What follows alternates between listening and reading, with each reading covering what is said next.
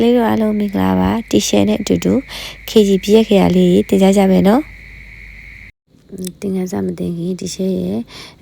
YouTube channel လေးကိုလည်း subscribe လေးနှိပ်ပေးကြပါအောင်နော်ဒါတို့သမီးတို့ရေအခုတွေ့နေရတဲ့ပြည့်ခရလေးကတော့မြန်မာပြည့်ခရခါငယ်လို့ခေါ်ရနော်တီရှယ်ကခါငယ်ပြည့်ခရလေးရဲ့ကြပြလေးကို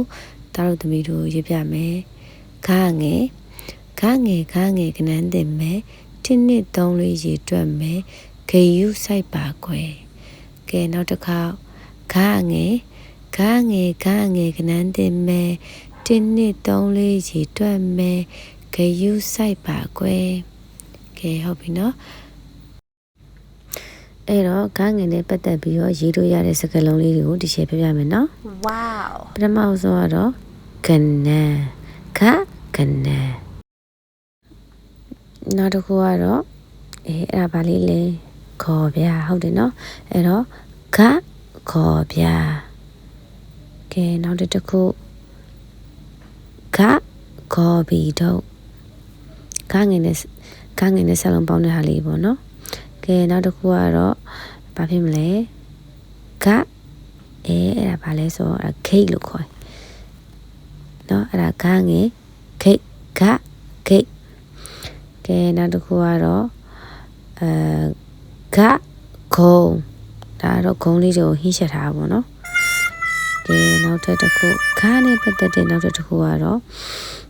ဒီချက်ဥပမာပြပြရနော်ဂိမ်းအဲ့ဒါမှမဟုတ်ဘဲနဲ့ကလေးတို့ကကိုယ့်ဘက်ကိုစဉ်းစားပြီးတော့လေခန်းငယ်နဲ့ပတ်သက်တာလေးတွေကိုစဉ်းစားပြီးတော့လေရေးလို့ရတွေးလို့ရရပေါ့နော်နောက်တစ်ခု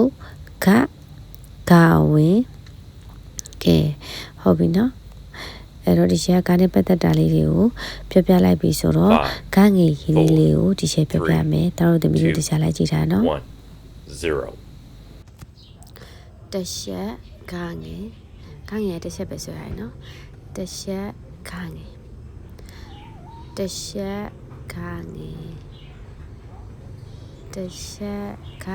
ီချက်နဲ့အတူတူလေးထဲမှာလိုက်ဆွဲကြည့်ပါဦး